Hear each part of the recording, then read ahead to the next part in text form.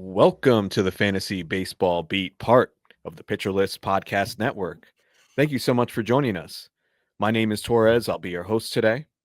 On today's episode, we'll be discussing a team that I looked at this past offseason and said, there is no way this team can be good. I came on this podcast over the winter and basically said they were not going to overachieve again like they did in 2024. Well, of course, this team has gone on to run away with the National League and is now poised for a deep October run. Put me on Cold Takes Exposed. They made me look stupid again. We're talking, of course, about the Milwaukee Brewers.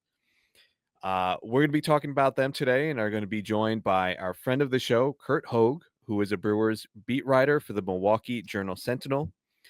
Curt was our first guest of the 2025 season and will now be our final guest of the year. So a nice bookend to this season. But before we get to Curt, I have my co-hosts Mike Carter and Dave Funnell here with me. Fellas, let's start with this. I'm a genie. I'm a genie who can grant you one wish for the final weekend of this baseball season.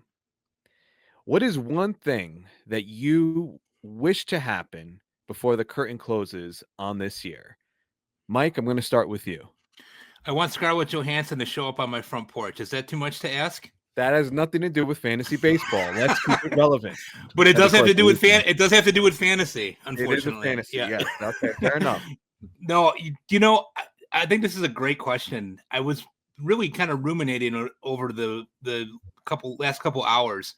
And Torres, this is no offense to you because I know that you are a pretty significant Yankees fan, also a little bit less of a Mets fan. But what I would really like to see happen, if the genie were to grant me one wish, is I would wish that a team that has not won the World Series or a team that hasn't won it in a long time would be able to win the World Series this year, which means no Yankees, no Dodgers. I'd really like to see somebody who hasn't done it in a long time be able to do it. I'd love to see the Brewers do that. I'd love to see the Padres do it, would be great. The Guardians would be the best. I'd just like to see different teams win if my team's not in it. And let's face facts, my team's not going to be in it for a long time. Wait, the White Sox, have they been mathematically eliminated, or are you just expecting that they can't make a run at this point? They were mathematically eliminated, I think, about May 15th. Okay. All right. I missed that. Okay. All right. So that's what you want for baseball, like for the rest of the postseason. But what about this weekend coming up? Like, is there something fantasy wise that you would love to see happen with one of your teams or a player that you'd like to, see go off this weekend? Anything that comes to mind? Or yeah, selfishly, I'm in the championship in my home league, and it's not gotten off to a great start this week. I hit on some good pitching last week. I've had some mediocre pitching and no offense so far. I do have a few things coming up still there. So I would love to be able to bring that home and do well there. I really want to finish in the top 5 in Glarf. I know right now that looks like it's in jeopardy. I'm been hovering between 5th and 7th here for the last couple of weeks. I know that doesn't seem like a very lofty goal, but with that group of people that are in that league, finishing top 5 in there would be quite a coup for me. I did it last year, and I'd really like to be able to do it this year again. All right. Sounds good, man. What about you, Dave? I don't mean to make this an anti-Yankee segment, but hey, take it easy. If Cal Raleigh could hit a few more home runs for me this weekend and Aaron Judge could slow things down, that would really help me in my home league. So, if Cal Raleigh can continue what he's doing, that would be fantastic for me. So you've got the MVP, the AL MVP battle that's actually also relevant to your fantasy league right now. Yeah, we're neck and neck, and he's got Judge, I've got Raleigh, and it's just we're going back and forth, and it's good too because we're good friends too. But I still want to beat him, obviously. Nice. All right, well, good luck in that. My question to you guys: who is the MVP if the season ended right now? But first, let me answer the question, though. All right, who's going to be my genie? I'll get to the MVP. I have an opinion on that, but who's going to be my genie? Mike, you look like you're more of the genie type with the beard, with the gray beard, like that. Just genies are usually fat They're shirtless. I didn't want to say it. I'm not gonna take my shirt off though, because that would be so pasty and white. The glare would be really hard for the YouTube channel. We put these on YouTube, so Right. The people at Pitcherless would not be okay with that. No. That would not be a hot look for anyone. All right. So what I need for this final weekend, I've been keeping you guys updated on my main event. I had a team in the main that looked dead. I thought it was like in 7th place. I'm like, forget it. I can't make a run. But over this past month, team has gotten hot. Things have just fallen into place. Now up to 3rd, with a faint shot at 2nd place. So 3rd is looking pretty likely, which is nice because I'll get my money back. And 2nd is within reach. And one of the players that's propelled me to even be in contention is Kyle Schwarber. So what I want to see is Kyle Schwarber play all 3 games this weekend. And I'm doubtful that he'll play Sunday because the Phillies they clinched. They have nothing to play for. But the only thing is if they want him to get to the magic 60 home runs. He's at 56 right now. So what would be awesome for my fantasy team in particular is if he could hit me another 4 home runs this weekend, and he's facing the pitchers to do it.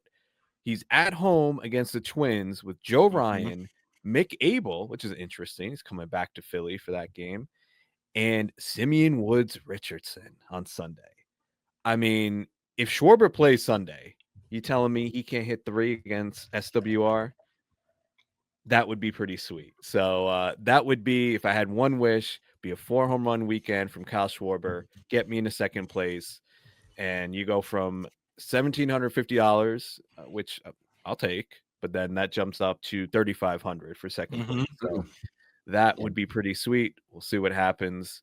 Not counting on that, but you never know. That would be incredible. That would be incredible. Let's will it into existence. Let's manifest it into existence, Chris. Yep, I believe in that. I really do. Anyway, MVP. So I thought about this a little bit today. For me, and this is not any bias, or you guys know I'm harder on the Yankees than than anybody. But I think it has to be Judge. I mean, I think just when you're looking at a difference, and maybe this is too like old school, but I'm looking at a difference in batting average of like 80 points. Cal Raleigh's in the 240s. I don't have it in front of me, but Judge is like 320. I mean, I think that's such a large gap, and the fact Judge missed time too. So he's got less home runs, but he also played less games. Judge is at 328. In terms of his batting average. So I know if you're for Raleigh, you're going to say he's a catcher, plays every day. Total respect for him. And I think it's really it's like 50-50. But I would lean Judge. Quickly, what's your verdict there? I have Raleigh just by a hair, but it's for the same reason that you just said. Like he's a catcher and just the defensive metrics. And he's one of the best catchers in the game as well, like catching, and it's such a physically demanding position, and he's a switch hitter. He does it from both sides of the plate. I agree with you on Judge though. Like he's been outstanding, and a lot of his metrics are so much better than Cal Raleigh that it does swing the pendulum that way. But I'd give it to Raleigh just by a hair if all the numbers line up the way that they were just for the position. And Raleigh, for reference, batting 248. So 248 to 328 for Aaron Judge. Yeah. But I hear you. The defensive metrics look outstanding for Raleigh, and 60 home runs from a catcher. He may break the record. I mean, I wouldn't be surprised if he breaks Judge's record this weekend. So, I mean, just what an incredible year. I don't think you could go wrong with either of them. Mike, real quick. Yeah, the one thing I would say that's interesting about that to me is that, you look at what Judge does year in and year out, and that's a pretty consistent year for him. Like what Raleigh's career year is a pretty close, good. It would be a great year for Judge too. I wonder if Raleigh gets the edge here just because of the fact that it's such a historic season and people sort of underestimate Judge a little bit. I mean, it's almost like, yeah, okay, what did Judge do? Oh, he hit 320 and like hits 51 home runs. Like people have become so ingrained to believe that that's just going to happen. Right. I wonder if Raleigh edges him there because of that. Right. It's almost like just to be expected. I could see Raleigh just because it's like, oh, Judge has had it before, so let's give it to Raleigh just because of this insane season, historic for a catcher. So we'll see. But anyway, let's get into our topic for today. We're, like I mentioned before, we're talking Milwaukee Brewers. So as I've done the past few weeks, I've been asking you guys, which player from each of these teams are you most interested in for 2026? So let's identify one for the Brewers here. I'm going to start with you, Mike. Which player are you eyeing in your drafts for next year? Well, you know how much I love Bryce Terang, and so I took him out of the equation for this because I didn't feel that was fair. We've talked about him before. The Brewers have a lot of similar type of guys, right? Guys that hit for high contact, maybe don't hit the ball very hard, but get on base at a very high clip. They're all very good defensively, and it seems like all of them can run. There's sort of a recipe there in Milwaukee. And the player that I was going to bring up in this segment was Caleb Durbin. We saw him play last year, Chris, in the Arizona Fall League when we were down there for First Pitch Arizona. And he was impressive there. I thought, wow, this is a guy that looks like he can play a little bit. He's small of stature. He didn't really know what was going to happen. And then all of a sudden the trade happens and he gets moved to the Brewers for Devin Williams. And they didn't really know what to do with him at first. He's in the minor leagues for a while. They brought him up in May. In May he hit like 202, no home runs. He stole some bases or whatever. Every month he's gotten seemingly stronger while playing second base and third base. He's got third base eligibility for next year, it looks like. But what I really like is as a corner infield type of guy, I wouldn't say he's your number one third baseman, but he's going into the final weekend hitting 260 now after hitting under 200 for the better part of 2 months. He's got 11 home runs. He's got 17 stolen bases. He's very good defensively. He's got good sprint speed. They're going to continue to use him in a good spot there. Now, you look at the Brewers and you think, oh, what are the Brewers going to do in the offseason? I know that we're going to talk about that with Curt. If they don't do anything, they're going to start the season with Durbin playing third base again next year. And they'll be more than happy to do that. I think he's somebody that's going to fly under the radar a little because I think people probably don't know the name yet as much as they're going to know it next year. But you're looking at a guy that's going to hit for a decent average. There's reason to think that his average might actually end up being a little higher next year. The guy squares up the baseball. He does not strike out. His walk rate could use a little bit of improvement, which would help fuel the batting average and a little bit of OBP there. But I really like Caleb Durbin, and I think he's a guy that should be on the radar for fantasy players for 2026. He's such a Brewer, man. Like, this is the quintessential Milwaukee Brewer. Not doesn't do anything great, but makes contact, and just, a solid, scrappy guy. That just personifies this team. All right, so Caleb Durbin for Mike. What about you, Dave? Who are you most interested in for 2026? For me, it's dependent on the outcome, though, of Trevor McGill, who's been outstanding this year. Like, he's been their go-to guy at the end of games, 30.7% strikeout rate. Unbelievable. But he's been injured, and he had a flexor strain late in August, and he's had them before. But he himself said that this one was quite mild, and he said he was going to try and return within that 15-day window, but he rushed things. He had himself a setback, and these kinds of things are scary. A lot of players do that a lot, is that they want to get back into the game, and especially this late in the season, I think he was trying to get himself back in time for the playoffs. I believe Nestor Cortez did that last year too. He was hurt, but he rushed back, came back, and was able to pitch. And then look at him this year. I'm a little worried that if he does come back and he does push himself through these players, depending on how far they go, he might be one of those guys that comes into the team in April and starts getting injured again, and that the injury creeps up and he gets shut down. It's one of those things that he'll feel that he's okay throughout the off season. Rest is going to be okay. And then next thing you know, he has himself what he thinks is a normal off season, comes in, and bam, he's hurt again. So that's my long-winded way of saying I'm keeping an eye on this situation because their bullpen this year from top to bottom has been outstanding. And some of the guys like Abner Uribe finally figured out how to pitch. 30.5% K rate, 46.8% whiff rate on the slider. Aaron Ashby finally stayed healthy, multi-inning reliever. Koning, he was incredible as well. He was very reliable. They have DL Hall, Nick Mears, Grant Anderson. I want to see who the next guy up is in spring training, whoever that is, because they know how to get this pitching. They're the pitching machine. So I want to keep track of who's going out there in spring training. Well, Mike, correct me if I'm wrong, and this segues into the player I was going to pick, and it's Abner Uribe. I think he's the guy, and it seems like there's been a pretty linear way in which the Brewers have addressed their bullpen. You know, you had Devin Williams, you saw Trevor McGill as the heir apparent, right? And so they trade Williams, McGill steps into the role. McGill gets hurt this season, and they had Uribe as the heir apparent to him. He stepped into the role without McGill there. Yeah. So it's going to be interesting to see with McGill coming back and how this postseason plays out. Obviously, that's going to dictate Abner Uribe's price during the offseason. Let's say McGill comes back and saves a couple games, in the postseason. You're going to get Abner Uribe at a pretty nice price. Probably in some of these DCs, I imagine he's going to be in kind of that handcuff range, which usually is around like pick 300 to 350.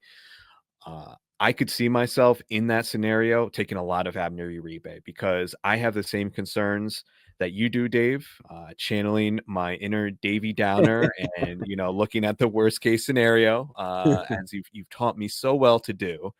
But for real, though, I mean, McGill has had a lot of these kind of nagging injuries, and he hasn't had the big one yet. And of course, you don't wish that upon him, but it just seems like things are trending in that direction. Like we're going to get a notification at some point, even if he gets through the postseason healthy. We get a notification that he's, hurt in spring or whatever. And then Abner Uribe is basically a guy that you're going to have to pay near a top 100 price for. And Uribe has shown, like you mentioned, Dave, he's got really good skills. This is not some guy that just thrusting into the role who is not, capable of being really dominant. He had a 2.86 Sierra this season.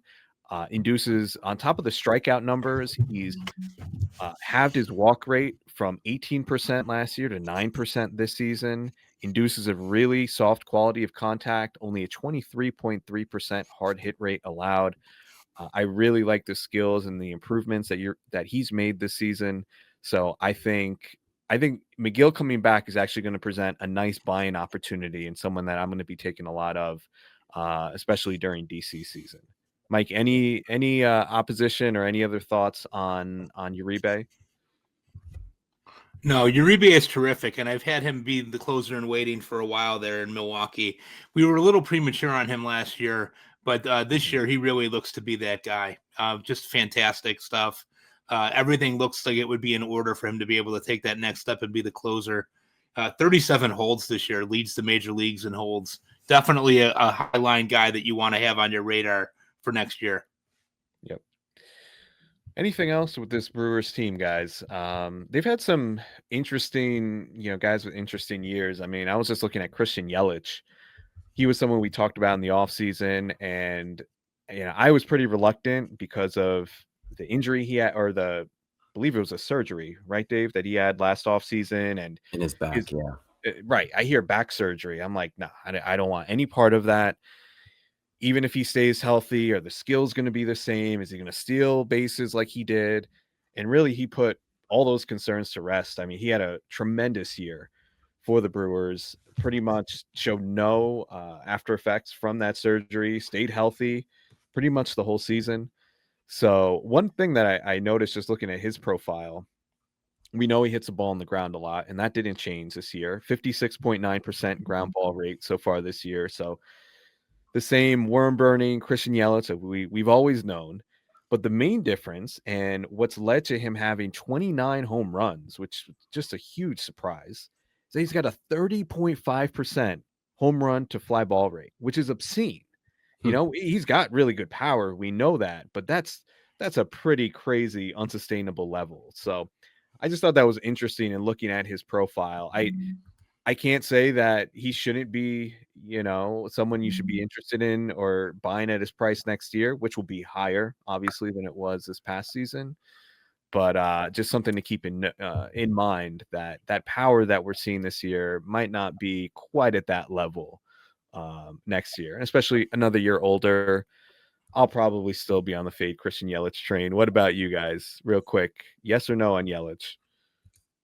I'm in, but like you said, I think the price is going to be high, and I'll probably not want to buy it at however high it might have to be. But the fact that he's going to hit probably 30 home runs this year and maybe get closer to 20 stolen bases, that's pretty good. And I'm really just happy that he was able to stay healthy and persevere here. So he's one of the feel good stories of the year. What about you, Mike? Yeah, for sure. I was in at the price that he was at this year. I mean, Dave kind of convinced me. I had him in my home league all season, and he was fantastic for me. I think the price next year might be exorbitant. I see that rising based on the statistics that he has this year, which means I probably will not be having too many shares of Yelich next year. Unfortunately, he's one of my favorite players. Another player that I didn't really have any shares of, I didn't at all, was Freddie Peralta. And I'm regretting that as well. He was looking back at his ADP. I'm like, what was I thinking? Not being into Freddie Peralta going past pick 100. He's been really impressive this season as well. Guys, any thoughts on Peralta's season? Did you have him anywhere? And any thoughts on his prospects for next year? I didn't have him at all anywhere, and I was worried, actually. I thought maybe he was on the regression train. Like, I thought he was just declining. Yeah, it just, I don't know. The skills seem to be falling off a little bit. He's getting older. Yeah, I thought he had peaked. Yeah, I thought it exactly. was who he was, and then maybe this was just, he was just going to slow down. But he's looked outstanding this year. I do regret not having him either, and I'll reconsider heading into next year. Yeah, you know what's funny for me too, Dave? I mean, I always think of him as injured. And you go back and look at the last 3 years, and he's made 30 starts 3 years in a row. And so I think I have to do a little bit better research on guys like him. When he was kind of going in that glob, where I was happy to get, one of those guys. There was 5 or 6 guys that all seemed like they were pretty similar at around the same ADP, and I never ended up getting him, and I do regret that as well, because I would have liked to have had him. The concern that I had going in, he doesn't get a lot of wins, but he had 17 wins this year so far, and 12 and 23 and 11 and 24, which is going to cause me to go back and reconsider. And what I love, over 160 innings all 3 years and over 200 strikeouts in all 3 years. This is a guy that is seemingly undervalued. Yeah, like what else do we want? We're always trying to find guys who could give us innings and who could give us strikeouts, and we're on a good team. Well, Freddie Peralta does all of that. All those things. I don't understand. It was just a complete blind spot for me. I don't know. I just maybe got bored of him. Maybe it was just too boring of a pick. He was going in main events at pick 103, which just in hindsight, of course, hindsight is 2020, but it just made no sense. He was going after Roki Sasaki, he went after Christopher Sanchez, but that, I think that turned out fine for those who invested in Sanchez, but just in a range where it seemed like he really should have been more highly drafted, I think. And just to bookend this, 2.68 ERA for Freddie Peralta on the season with a 1.07 whip, just an outstanding year. And anybody who rostered him this year is pretty happy with that investment. All right. We are happy to welcome on, and we'll talk Freddie Peralta and all things Brewers with our guests right now. We've got Curt Hogg with us. We're so happy to have him here. He's a friend of the show, been on many times. He's a beat writer for the Milwaukee Brewers at the Milwaukee Journal-Sentinel. Curt, my first question to you is, this is really what I wanted to know. Have you had a bite of one of Pat Murphy's pocket pancakes? That's really all I care about. This is the only thing for my year that matters. Right. Is I was the first one to eat a pocket pancake after the world learned what pocket pancakes were. Stop. Wow. So he did the interview. I think it was on Apple TV. Right. He did in mid-game interview. Like the whole thing, by the way, I don't want to like say it was staged, but they had this pre-planned. And my sneaking suspicion, knowing Pat Murphy, is it was right after the trade deadline. Like fans were hammering the Brewers for not doing anything, and then he was like, "You know what? I'm gonna eat a pocket pancake." And it's all yeah. And then they won 14 games in a row after that, so that might help too. But then in the post game that day, I did ask Murph about the pancakes, and then he's literally chewing on one, and he goes, "Yep, you want to bite?" And I'm like, "No, not that one." That's and then disgusting, man. Like, wait, it's just so gross. He had a different one. We did not bond over the same pocket pancake, but I did eat one. Okay. So he's really keeping them in his pocket and he's sweating. Oh, yeah. No, that's a legit thing. Is like man. pocket pancake is a real thing. It's not just pancakes. It's like in Texas, he had a little brisket sandwich. Which we're like, that can't hold well. Think about a pancake. A pancake can at least hold decently. Now your mileage on like a dry pancake may vary. I'm fine with it, but some people probably aren't. But a brisket sandwich after an hour, no thank you. Yeah, no bueno. That was just foul. Like watching that interview with that Apple reporter, the sideline reporter, I'm like, did she really just do that? Like that just doesn't seem right. But wow, that is quite a claim to fame. You were the first person to have one after that infamous interview. So congratulations on that. And hey, listen, congratulations. This has been a great year overall. The Brewers are just crushing it again, defying expectations. I started the show by saying, I think you were on our first show of the season, and I was questioning, like, is this team going to be any good? Looking at this lineup, I knew the pitching would be pretty good, but just seemed like they had no way to score runs, and they're just doing Brewers things again. All right, so most of the questions I'm sure you're getting now, Curt, are about the playoffs, right? But for us fantasy gamers, we're already focused on off-season and what this Brewers team may look like in 2026. So let's start with, what are some potential areas that you could see the Brewers trying to address through trades and or free agency this offseason? Well, not a lot. Okay, so kind of typical. I mean, this is a typical Brewers offseason. I mean, we'll see. I think maybe how long this run ends up being might determine a little of, revenue-wise, how much they have to spend. But look, they were one of the teams going into this season that was planned to be on their own RSN. Like they were going to do their own thing, like the Guardians, the Twins, the Padres, all those clubs. Then they kind of went back on that. They're like, okay, we might not be ready to do all this. And so they re-upped with FanDuel Sports Network. They're not making, they're making pennies on the TV deal this year in the 20s of millions, which I don't know if you may or may not be familiar with how much teams are making, but that's nothing. Yeah. Nothing. Like the Dodgers are what? 200 mil, 300 mil, something crazy. Mm-hmm. So the effects of that might be seen this upcoming offseason, where the Brewers haven't spent, but they haven't not spent either. They've been kind of in this middle ground where you can't lump them in with the Pirates. Mm-hmm. But you also you see more room. If you just maybe invest in your team a little more, maybe you'd be even better. But it's difficult to complain with this team anyway. Maybe the outfield, they'll find ways to upgrade their team via trade, especially maybe some marginal free agent upgrades. They're not going to pay for pitching. There's not a lot of holes on the roster either, but maybe another outfield marginally, even though they have some good guys out there.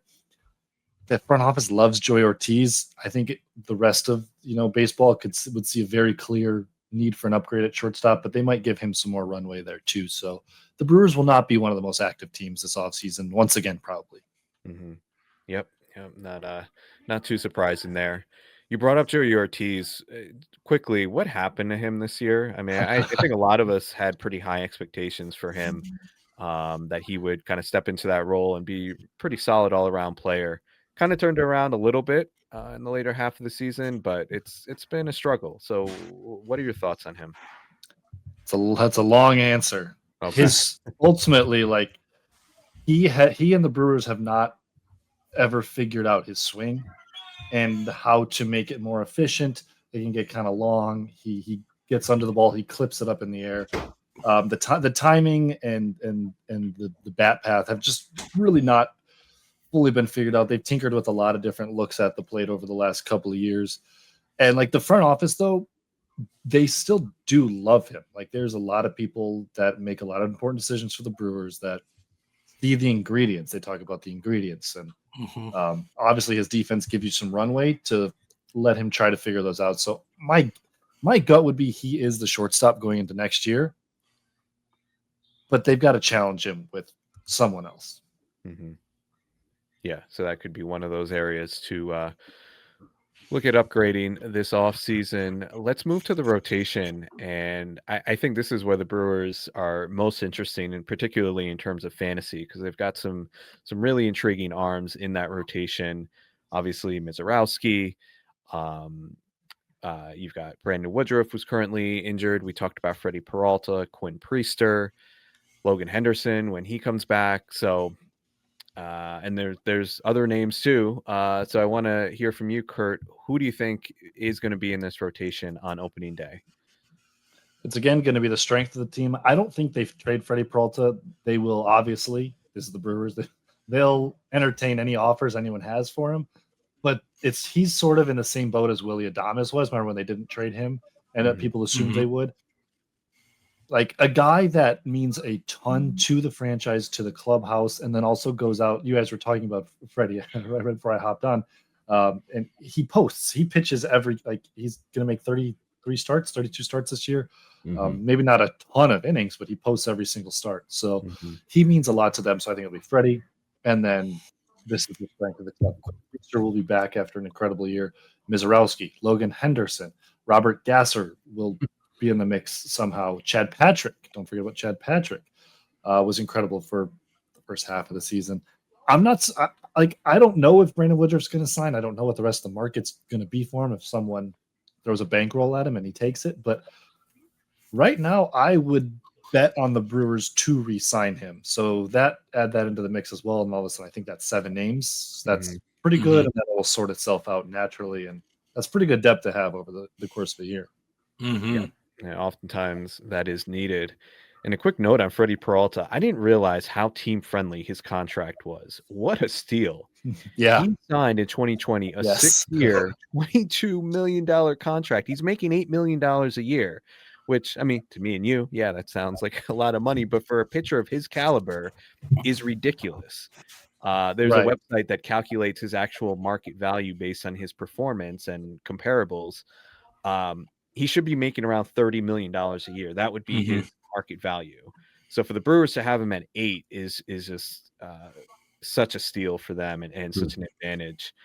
But yeah, this rotation has a lot of really good arms. Quick on Mizorowski. I know people are going to be wondering, how many innings do you think we get from him next season? Well, a little quick math. They're probably going to push him to around 130-ish, 140-ish, including the playoffs this year. I think you're at a close to a full load next year. Okay. Like, I don't think the workload is necessarily the question with him next year. I think it's the same questions that we have for him now. And if he can even get to that point of like, he's got to pitch 5-6 innings regularly to get to 155 innings. I think the Brewers would be more than fine with 155, 160 innings. And if you're getting that out of Mizorowski, whether it's real life or fantasy, like you feel great about it. So workload isn't necessarily the question with him so much as it's like, is he going to figure out how to pitch? Is he going to be able to command the ball, control the ball? Obviously, we all know the big questions with Miz, and we know the upside too. Yeah. Mike, what's his ADP next year? What would be your guess? Oh man, I think he's going to be in the top 100. I really do. I mean, he came up and was great, and then he's struggled a little bit lately. As Curt is saying, the efficiency issues have been seemingly pretty big for him. But I think the upside there is so big It's so huge. I'm going to be willing to pay for that, by the way. Yeah, that sounds reasonable. I'm not as much a fan. I play one league, but I think like if you build the rest of your team, like you have some safer pitchers, you don't want a bunch of all risk. Maybe you do. How about you get that's your thing. You get Freddie right, Peralta. exactly. Yes. Exactly. Yes. Although I will say, I think this year was like best case Freddie Peralta. Yeah, you're buying high for sure. He didn't take like a huge strides forward in some of the question marks around him, but he was still incredible. I don't mean to disparage Freddie at all, but this was best case Freddie. And like you could bet on the Brewers too, to the Brewers pitching and Miz to figure it out. Like it's not that crazy to think he throws 130, 140 innings and pitches pretty well next year. Yeah. Mm-hmm. You mentioned Logan Henderson. Can you give us an update on him and his health? Yeah, he'll be ready at some point. If the Brewers go on a playoff run here, he will be ready at some point. Whether or not he pitches, different question. Not having seen him like on a mound, on a big league mound before the playoffs, although they could sure use some starters right now. So a healthy Logan Henderson would be really big. But he'll be back. He'll be fully healthy, assuming nothing happens in the offseason for spring. And I would for sure pencil him, unless the Brewers make some crazy moves to the rotation, I would pencil him in for sure early as one of the starting five. Like there's probably less risk there going like just looking at it next spring than you have with Mizorowski. Yeah. Yeah, I was pretty salty this year when they sent him down. I thought about sending you an angry DM. Not that it was your fault, but just like I felt like he was rolling. He was rolling. He really was. And I had him in several spots. Drafted him in like round 45 of a few leagues, and I'm like, oh my god, this is such a huge hit. And then he's rolling, and then no more, and then he gets hurt. And so, but still, even what he did provide was pretty sweet given his price. Curt, I know you're dialed into the Brewers minor league system. You follow those players closely.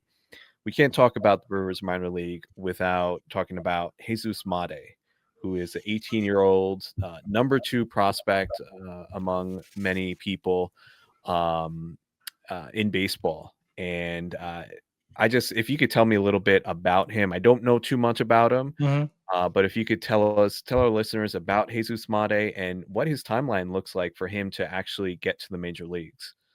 Yeah, well, on the timeline first, he's on the Churio track. He'll start next year at Double-A. They called him up to High A pretty late in the year, and he short sample, but he laid waste to it. So they'll challenge him. They challenge other guys. They'll challenge him at Double-A.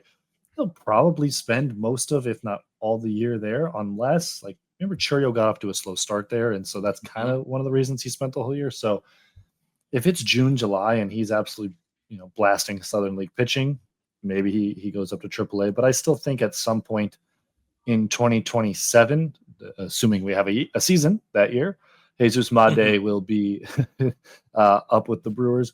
He's a super fascinating prospect. There's another guy, also 18 years old, same signing class, Luis Pena. And they've been kind of going up the ladder together. And Pena had better numbers at Low A Carolina for the first 3-4 months of the year before they were promoted. So they were both getting a lot of hype. There were some questions about, is it Pena or Made? Who's better? And then at High A, it became pretty clear that Made's the guy. Pena's still an interesting prospect too, but Made is the guy. It's potentially plus hit tool. He'll grow into some power. I'm not sure he's ever going to be like the Churio power guy, but 15, 20-ish homers for sure seems plausible for him. He can hit the ball hard. He's got good swing decisions. And the other thing too, this isn't going to, give you fantasy categories, but he plays good defense. I think he's going to stick at shortstop, and that's going to have some value as well because he steals a lot of bases, and then you're going to get some, like I said, you're going to get some homers from him as short as well. So he's he seems to be the real deal. We'll see when he's challenged at Double-A this year. That's a big jump for a lot of guys, but he's pretty good. Yeah, that's what I hear. I'm looking at some rookie cards right now on eBay. Ooh. I've got a 2025 Bowman Green. I don't know what any of this stuff means. These cards have gotten so crazy. $60 for a Bowman ungraded Jesus Made card. Should I buy it? Is it signed? I don't know how that signed. works. Not signed? I'm looking at signature. I have no idea. Like, Actually, a guy buy it, and I'll Huh? try to take care of you on the on the auto part. Oh, I like that. See, we got the We'll hookup. buy low, and then I'll try right. to hook you guys up. Very cool. Chris, I think it depends on whether or not you finish in the money in your league this weekend. No, for real. Like, I might know. as well reinvest in some Jesus Mate cards. That's what I'm saying. Reinvest. Yeah. Curt, anybody else in the Brewers minor league system that you think fantasy gamers should be aware of heading into next year? So on a year-to-year basis, they don't have as many guys. Jefferson Caro's a name people are going to know, but like he's going to be the backup to Wild Bill Contreras, who plays every single day. Like they finished the year without a ton of guys at AAA that are going to impact the ball club next year. It's the Logan Henderson, it's the Robert Gasser, it's those guys whose names you're probably familiar with. They do have a fair amount of intriguing names. Like the AA team was pretty loaded this year. Luis Lara is going to be a special defensive player who steals bases, probably gets on base. Bishop Letson is a pitcher. I think he's 20 or 21. Still a little bit away. He'll be at AA next year. Those are guys whose stock sort of a little bit. Luke Adams is maybe the under the radar name, not a super flashy tools guy, but has produced at a super high level, gets on base. He plays first base. He'll be at AAA next year. And then Brock Wilken, I'm not sold on his profile, but definitely one to keep an eye on as he's at AAA next year. And like, if he's just mashing the cover off the ball and not swinging and missing too much, the Brewers will give him a shot. Brock Wilkins just sounds like a powerful man. I feel like that dude, like he's gonna hit some home runs in the major leagues. It's 70 raw power, man. Of course, his name's Brock Wilkins. Brock Wilkins. big boy, big boy, who the Brewers deviated from their usual draft process. They took him in the first round, and I think it was 2023. They always go like these model guys the model loves who play defense and run fast, and they're like, no, we're just gonna take this dude who swings and misses and hits homers, and not sure it's gonna work out great, but it might. He's got the 70 power. Yeah, that'll play. Let's take a quick commercial break because we're due for one. We'll be right back with Curt. All right, Curt, we were talking in our first segment about the closing situation in Milwaukee. And of course, our friend here, Dave, he's a major worrywart, and he's always looking for injuries and a reason that we should be concerned about a player. And I think he had some valid points about Trevor McGill for next year. We'll see what happens when he comes back and how he looks in the postseason. So I recognize there's more to come here, but what do you think this looks like? Do you think that he just gets put back in the role and assuming he's healthy, he's just the guy? Is he a potential trade candidate? What are your thoughts on the closing situation in Milwaukee? All the above. Okay. It's a fluid situation. I do think that the Brewers will shop him, entertain offers for him. Look, Abner Uribe has been absolutely incredible. I mean, he's been, no joke, one of the best relief pitchers in baseball. He's thrown so much. He's at 74 innings, and we're all just like, been since like May, we're like, can he handle this? Can he handle? And then he just has kept getting better, and he's throwing strikes. His command has been really good. So the Brewers they do have the next closer, and this is not just a guy who popped up. Like, we've had Abner Uribe on the radar as the Brewers' potential future closer for 3-4 years now. So if you held on to him, good for you. I did. Mike was driving that bus for years. I was on the bus, and then in my dynasty, last year I had a roster crunch, and I was like, I got to drop him. Whoops. So that was a stupid thing for me to do. So look, the flexor strain that's what McGill has. That is not an injury like that to mess around with. Those can be serious. They can lead to more problems, obviously.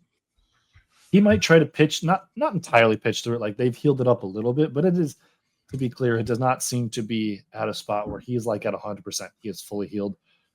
It's a question of like, can he pitch through it? Can he recover? Can he get the stuff off? Does he want to pitch through it? I think he does. And ultimately, I think he will in the playoffs, because he's a gamer. Most pitchers would. He's ultra competitive, 6'8" closer. He's going to pitch through it.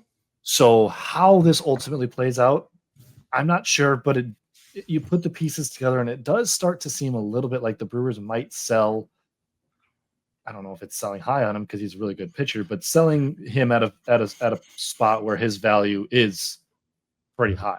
I'm not saying they're going to, but that's possible. That's possible for sure that he could be somewhere else, probably in a closer's role next year, while Abner Uribe slides over into the Brewers' closer role. Yeah, I think the great thing about McGill is that he's proven that he can serve in multiple roles, right? So you could move him as a closer, and another team could look at him and say, "Wow, we have the ability to be able to use him in the 8th or the 9th if we want to." He's been great in both roles. Just a really good pitcher. Yeah, they figured a lot out with him. I mean, he came over from the Twins, and he was, I don't want to say a very raw product because he was still 28, 29 years old, but he was a mess. He was a mess. That's it. He was a mess. All right, Curt, last question. We are going to ask you about the playoffs now. Give us your prediction on what this Brewers team does in the playoffs. Please be a good prediction. Please be good. I've got them winning a series this time. Okay. I've got them winning one series at least. I just have enough questions about, do they have enough starting pitching? You don't need a ton, but you do need some. And they have two guys right now. They have Peralta, they have Priester. Quintana theoretically will come back at some point, but I'm not entirely sure how much that actually helps you compared to if you just hodgepodge it with Gasser, with Patrick and all those guys. Mizorowski's a huge question mark. They're probably not going to start him, and that's probably the right call as well. So it's just a matter of we can forget how long and grueling the playoffs can be because the regular season is so long, but you do need some semblance of I guess you don't have to have some semblance of starting pitching. They could hodgepodge this all the way throughout, but it's not often that teams get by in that capacity. So that is where my concern comes into play in a 7-game series. And that's not to mention, I think the questions everyone has had about their offense, you don't hit homers. Are the 3 or 4 guys in your lineup that can hit homers, are they going to do it in this series? Because you got Yelich that does it, you got Churio that does it, but he's slowed down significantly this month. Contreras can do it. And then apparently Bryce Terang is the guy that can do it. Are those guys going to hit home runs? If not, what a crazy year it's been for Bryce Terang. I mean, he was a guy we thought was just no power, a 5 home run guy and a 40 to 50 steal guy. And all of a sudden he's out here hitting, what is he up to 18 home runs this year? 18 homers. Yeah. He hit 10 in August. It's crazy. Yeah. I'm going to sit quietly on Terang. I'll sit quietly on this one. Sorry, Chris. You were a big Bryce Terang. I'm a big Terang guy. I was at the beginning of the year too. I didn't expect 18 home runs. Him to do this has been crazy. For him to have now 18 home runs, but then the stolen bases, it's kind of evened out because now he only has 20 something stolen bases. So he's got the hands. I told you about him a long time ago. Yeah, he's got the hands. You've always been high on him. Yep. So real quick, because we didn't mention him and I almost forgot about him, Brandon Woodruff. What's if you could give us an update on where he's at? It does not sound like he's going to pitch in the postseason. It's not. It's a lat strain. It is not. How do I put this? It's related to the shoulder surgery, but not in a severe way. It's more of a symptom of pitching and putting all this strain on his body when his body's still somewhat in recovery. Just kind of something that flares up for a lot of guys, or so it sounds. I don't think he's going to be able to come back in the postseason. Maybe if they make a really, really long run, he'll be able to give them something, but I think he's also a little bit at a point where he's looking long-term, and rightfully so. He's come all the way back from the shoulder surgery. He pitched really well. He expects to get his velocity back at 94, 95, 96 next year. He expects that. And so that's an exciting thing for him. I think it's an exciting thing for the Brewers, who might very well re-sign him. But that's another big blow to him personally, to the Brewers, to not have him for the playoffs, because like I was just talking about, it does change your whole entire picture when you go from Brandon Woodruff, who's a really, really trustworthy pitcher, to, all right, guys, our backs are against the wall on the road. Which of you are going to get us outs today? Right. It's Chad Patrick, I think, has impressed, but Chad, how many outs can he give us? It's a lot different than Brandon Woodruff. Yeah. Woodruff has looked great coming off of that surgery. I mean, the strikeout stuff was there. Wasn't walking guys. All the underlying skills looked great. He's going to be an interesting for fantasy. He's going to be an interesting guy to look at this offseason because you're going to get a nice discount on him. For sure. If we don't see him come back in the playoffs. But the skills are outstanding. So maybe it's a better thing. Give him this time. He got his 60 or so innings in this year, and give him time to, have a regular offseason. And, maybe he's not a full go. I doubt you're going to get full workload out of him next year, but sure, could be really valuable. And he has an option for next year with the Brewers. Is that mutual? That'll get declined. Yeah. Okay. So he may be pitching elsewhere. He may be pitching elsewhere if someone, like I said, someone throws the money bank at him. But Woodruff's he's a lifelong Brewer and one of those guys that might take a little bit of a discount to stay there with his family. Yeah. Who knows? We'll see. And it's also important to note too, he was hitting big velo numbers when he was at his peak this season. That was like right around the trade deadline. I think there was maybe a start in Washington early August where I don't know what the average velo was, but it had to be 94, 95.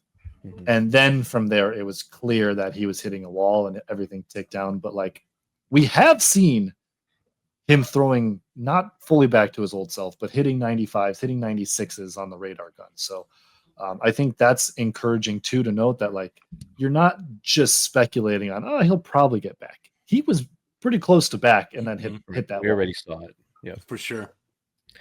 All right. Good stuff, Curt. Well, thank you so much for your time. You've always been good to us. Can you tell our listeners where they could find you on social media and where they could find your work? Yeah, all our work. We got a lot of it for the postseason, jsonline.com.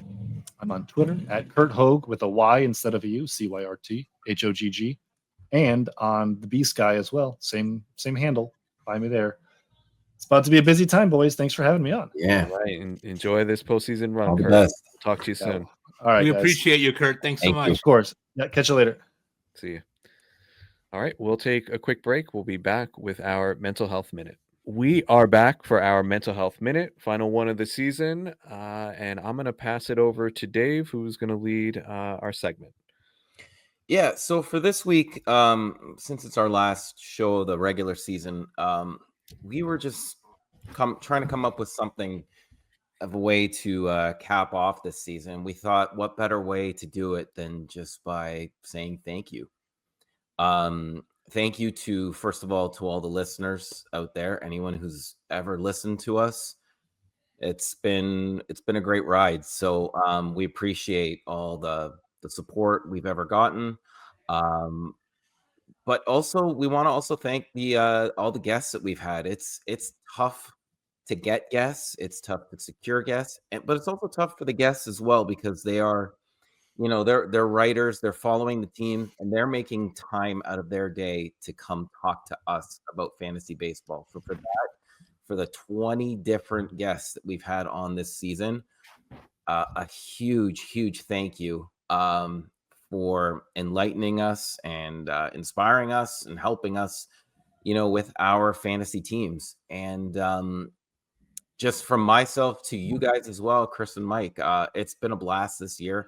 I've learned a lot from you guys, and I have a blast every week that we get to sit down together, talk about baseball, laugh about baseball, and talk about mental health and help each other out. So, yeah, that's pretty much what I wanted to say to everyone.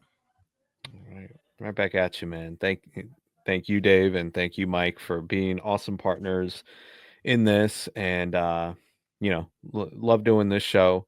It's not easy. So doing a weekly show is not easy. I think all of us are, sometimes are a little burnt out, or Mike, you talked about your frustrations with finding it's a lot. It's a lot of work, but it's in my mind definitely worth it, and I love doing it with you guys. Absolutely. Mike, any wise words here? Yeah, I think just to kind of sum up what Dave said and what you guys are saying, I think we live in a world today that can get pretty dark pretty quickly. and there's a lot of people around us and near us that are struggling with a lot of different things in the world today. I've had to do some things with work lately that I never thought that I would have to do, like figure out how to defend students against ICE protocols and things of that nature, stuff that I never figured. And the light and the darkness of the insanity of my week is always doing this show with you guys. You guys, not only are we baseball fans and baseball friends, but you guys are my friends. And I appreciate that at a really deep level. We talk every day. And there's not that many people in the world that I talk to every day. I talk to you guys every single day. And I know that that'll maybe lessen a little bit as baseball season winds down or as we go through the playoffs and, kind of figure out what's going on with our teams. Right. But that type of light is something that I need, and I look forward to Thursday nights because of the fact that I get to see you guys. I get to talk about something that I really enjoy with you guys, and it is a total departure from what I do during the course of the week. My work is really busy. I have 3 jobs currently, as you guys know, and stay really busy. So doing this with you guys has really been my release and my fun. I really want to thank the guys at Pitcher List for taking us on this year and giving us a platform and helping us expand that platform. And I look forward to what's to come with our friendships and also with this show, because I think there's a lot of room for growth, and you guys have great ideas for, making that more going forward. And I love being part of that with you guys. So much love to you guys and everybody that's out there listening to us. And we look forward to taking a little break right now and then getting back here in the wintertime and starting to produce some more content. Yeah. Good stuff. Yeah. And I know we've talked about this before, and Mike, you're just such a strong advocate on Twitter in terms of like mental health related issues. And just want to put that offer out there again. If anybody just needs to be connected to resources, whatever, however we can help, please feel free to reach out to us. I'm on Twitter at Torres Takes. I've had people reach out to me, and I mean, being able to kind of point people in the right direction, that's the best thing that I can do on that stupid platform. Like it's really that's actually a good use of it rather than me doom scrolling through it. So be happy to help anybody in that way. Mike, tell everybody your terrible Twitter handle. What's your handle? Yeah, I am at MDRC0508. It's the worst. I've gone through that a million times. I'll tell you about it in Arizona. Come to Arizona. First pitch. I'll tell you all about it. All right, good stuff. And the show does have a Twitter handle at FantasyBBeat, so you could follow us there this off season. We are going to call it a show for today. We'll be taking a little hiatus this off season. Come back to you. We'll come back at some point, maybe in we got to talk November, December, something like that. But we'll talk. We'll figure it out. I'm tired. Before opening day. Or no, definitely before that. But all right, we'll talk to you then. As always, thank you so much for listening to the Fantasy Baseball Beat.